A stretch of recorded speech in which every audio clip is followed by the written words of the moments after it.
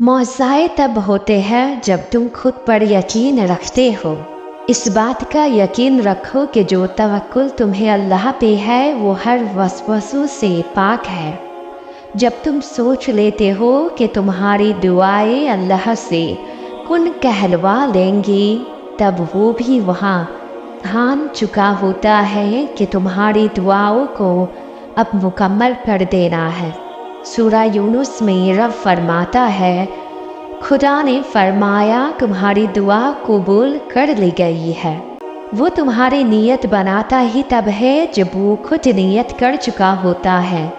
वो तुम्हारे दिल में दुआ का ख्याल लाता ही तब है जब वो कबूल कर चुका होता है।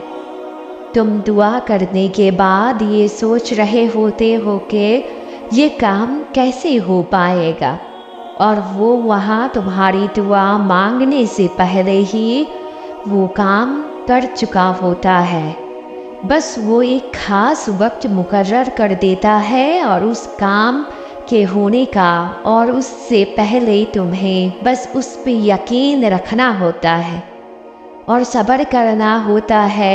सूरा तुर में अल्लाह फरमाता है, और अपने रब के हुक्म के आने तक सब्र से इंतज़ार करो, बेशक तुम हमारी आँखों के सामने हो। यकीन रखो वो नामुकम्मल वो किसी को भी नहीं रहने देता और ना किसी को तमाम उम्र महरूम रखता है। बस ये उसकी मुआमलात है और ये उसके अलावा दूसरा कोई भी समझ नहीं सकता। वो कब, कैसे, क्यों और क्या करता है और इनके पीछे छुपे हुए राज सिर्फ वही जानता है।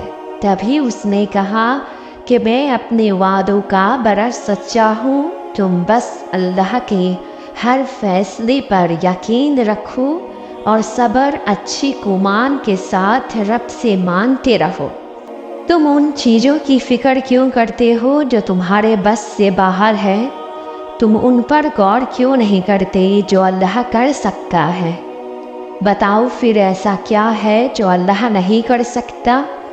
वो तो कुल कायनात का मालिक है, अर्श का बादशाह है, उसकी दस्तरस में सब है। नामुमकिन से मत डरो, क्योंकि ऐसा कुछ भी नहीं जो वो ना कर सकता हो। इंतज़ार ख़त्म होने ही वाला है, मुआवज़े होने ही वाले हैं। ये वक्त मुआवज़ों का है, मायूसी की कोई बात नहीं है। बहुत लंबा सफ़र तय किया है आपने, बहुत लंबा इंतज़ार किया है। जानते हैं अल्लाह सब कुछ, आपने दुआ की सब्र की इंतहा कर दी।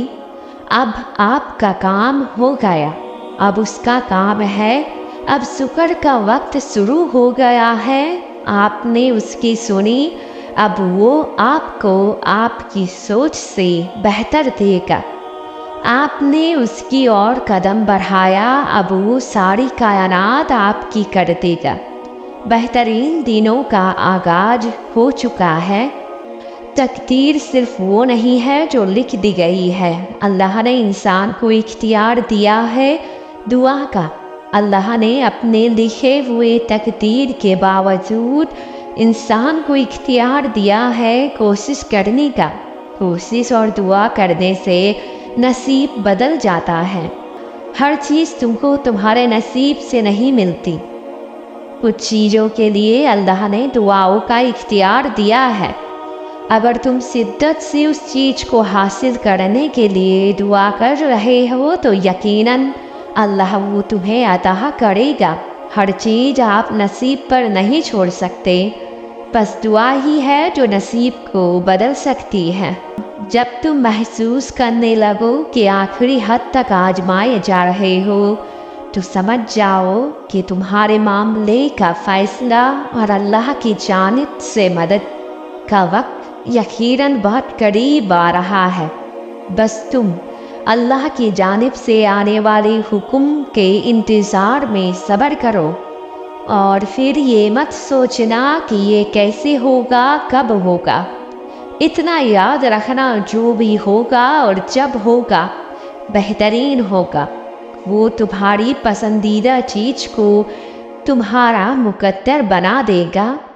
वो रोज सुनता है तुम्हें करीब से, फिर तुम क्यों घबराते हो नसीब से।